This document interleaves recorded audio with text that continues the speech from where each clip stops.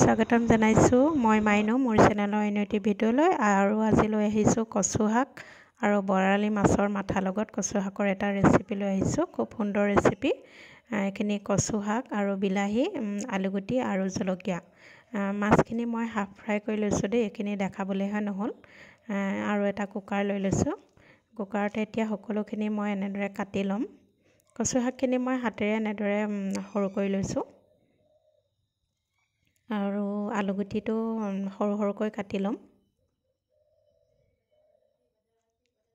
আৰু বিলাহী দুটাও সৰু সৰুকৈ কাটি লম মই কচু আৰু মাছৰ মাথা এটা ৰেচিপি মোৰ চেনেলত দি থৈছো বাৰু যিসকলে মোৰ পুৰণা তেওঁলোকে গম পাইছে আৰু তেওঁলোকে চাইছেও বহুত মৰমো দিছিল যিসকলে নতুন তেওঁলোকৰ বাবে পুনৰ ভিডিওটো প্ৰস্তুত কৰিলো আজি মই বৰালি মাছৰ মাথা লগতহে বনাইছো কচু শাক ইনো সকলোৰে প্ৰিয় নহয় জানো কচু শাক যি পদ্ধতিতে বনোৱা নহওক খাই বহুত ভাল লাগে আৰু জলকীয়া দুটামান মই দি দিছো আৰু যিখিনি হাফ ফ্ৰাই কৰি লৈছিলো মাছৰ মাথা সেইখিনি মই দি দিলো আপোনালোকে জালুক ব্যৱহাৰ কৰিব পাৰে মই আগতে জালুক ব্যৱহাৰ কৰিছিলো বাৰু আৰু আজি মই জালুক ব্যৱহাৰ কৰা নাই যেহেতু যথেষ্ট গৰম পৰিছে সেইবাবে জালুক দিয়া নাই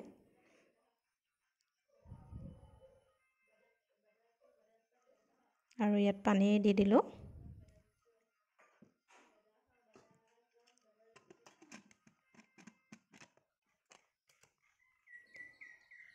আৰু এফালে গেছত বহাই দিলো ইয়াক দুটা চিটি মৰাৰ পিছতে মই অফ কৰি লম আৰু ইয়া দুটা চিটি মৰাৰ পিছত ঢাকনখন ঠাণ্ডা হলত মই খুলি চালত দেখিছেনে কিমান সুন্দৰকৈ সিজি গ'ল আৰু এফালে কেৰাহী পাতি দিলো ভাজিবৰ বাবে কচু শাকখিনি আৰু কেৰাহী গৰম হৈ গ'লতে মই নহৰু দি দিছো আজি মই নহৰুৱে তেল মাৰিছো খুবেই সুন্দৰ লাগে আগতে মাহঁতে নহৰুৱে মাৰে কচু শাকখন খুব সুন্দৰ লাগে খাই গোন্ধটো যে ইমান ভাল লাগে নহৰু আৰু যিখিনি মই কুকাৰত দুটা চিটি মৰাই লৈছিলো কচু শাকখিনিও দি দিলো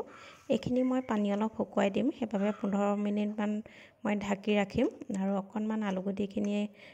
ভাঙি দিছো ডাঠ হ'বৰ বাবে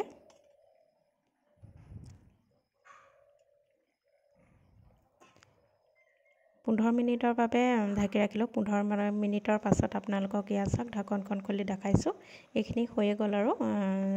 গেছটো মই অফ কৰি দিম কিমান সুন্দৰ হৈছে দেখিছেনে কালাৰটো চাওক একদম ওচৰৰ পৰা আপোনালোকক দেখাইছো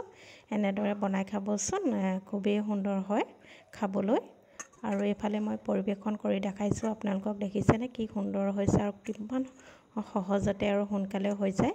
ভিডিওটো ইমানেই ভাল লাগিলে like comment share and subscribe কৰিব আজিলৈ বাই বাই